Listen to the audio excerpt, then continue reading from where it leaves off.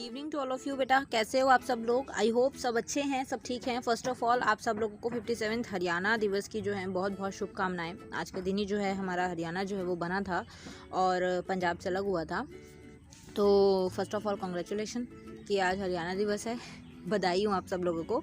ठीक है, तो सबसे पहली चीज़ देखिए, आज की वीडियो असेसमेंट के ऊपर है। एक बच्चे ने मुझसे क्वेश्चन पूछा था और मुझे जो कमेंट्स जो हैं आप लोगों के जेन्युइन लगते हैं ना कि हाँ ये डाउट जो है बच्चों को हो सकता है, मैं उनके ऊपर वीडियो ज़रूर क्रिएट करती हूँ। तो इसलिए मैं बोलती हूँ कि या तो टेलीग्राम हो या फिर यहाँ हो, जहाँ भी हो अपने डाउट्स पूछा करो। ठीक है, जो मुझे लगता है कि नहीं ये सिर्फ एक दो को ही डाउट होगा तो वहाँ मैं उसको कमेंट में जवाब दे देती हूँ या टेलीग्राम पर रिप्लाई दे देती हूँ।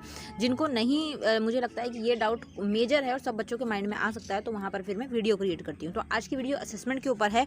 असेसमेंट का मतलब होता क्या है? देखो बेटा, आप लोगों का जो एग्ज़ाम होता है, जो आप लोगों का पेपर होता है वो 80 मार्क्स का होता है, राइट? 80 मार्क्स का होता है। लेकिन आप लोगों का जो टोटल होता है, टोटल आप लोगों के मार्क्स जो हैं वो जब डीएमसी में बनते हैं तो वो 100 में से बनते हैं। तो ये तो 80 है, 80 के अंदर 20 मार्क्स जो हैं वो प्लस किए जाते हैं, तभी आपके 100 में से मार्क्स आते हैं। तो ये जो 20 है, इस 20 को ही असेसमेंट बोला जाता है। ठीक है, ये आपकी स्कूल से ही लग कर जाती है।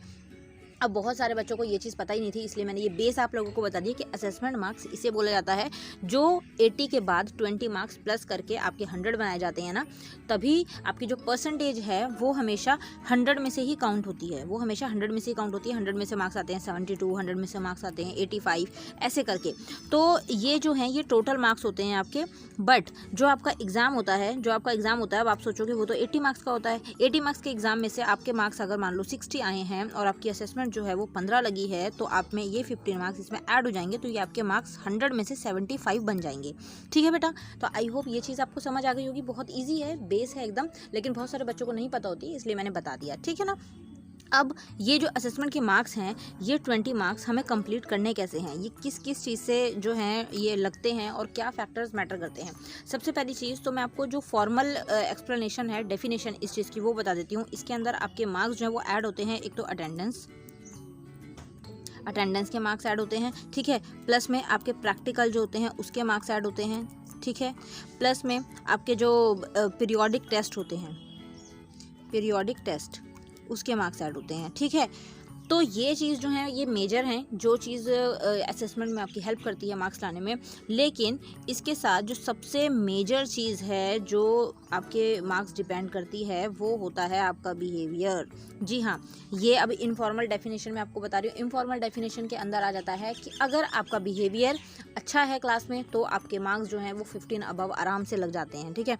वो आपके क्लास के बिहेवियर पर डिपेंड है कि आप अपने क्लास में कैसा बिहेव रखते हैं, आप टीचर्स को कितना खुश रखते हैं, इस चीज़ के ऊपर डिपेंड है। जैसे मान लो कि यहाँ पर 2 बच्चे हैं और एक ये है और एक ये है, तो यहाँ पर ये बच्चा जो है ये एवरेज है और ये मतलब कि 40% ही क्लास में जो है एक्टिव रहता है, पढ़ता लिखता है। और ये बच्चा जो है ये 90% जो है वो एवरेज है, मतलब 90% पढ़ाई लिखाई अच्छे से करता है, सब कुछ अच्छा अटेन करता है। तो यहाँ पर सबसे मेन चीज़ ये हो जाएगी, जब आप लोगों के असेसमेंट लगाने का टाइम आएगा 20 में से, तो इस बच्चे के असेसमेंट जो है मैम 12, 14 या फिर 15 ऐसे लगा देंगी, ठीक है।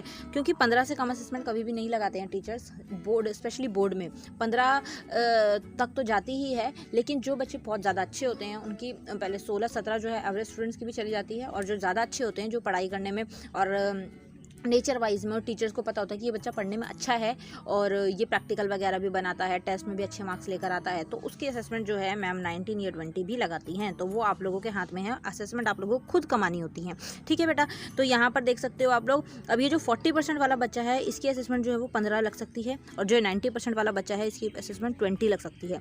अब यहाँ पर एक ये आता है कि अगर जो 90% वाला स्टूडेंट है वो कोई मिस्टेक भी कर देता है, लेकिन उसका ओवरऑल बिहेवियर जो है वो सही है और क्लास में वो अच्छे मार्क्स लेकर आता है, रोज़ स्कूल आता है, डिसिप्लिन्ड है, सिस्टमेटिक वे से पढ़ता है, सारी चीज़ें करता है, तो उसकी असेसमेंट इनडायरेक्टली मैम लोग जो हैं, आप लोगों के जो टीचर्स हैं, वो 19, 18, 20 ऐसे ही लगाती हैं, ठीक है ना।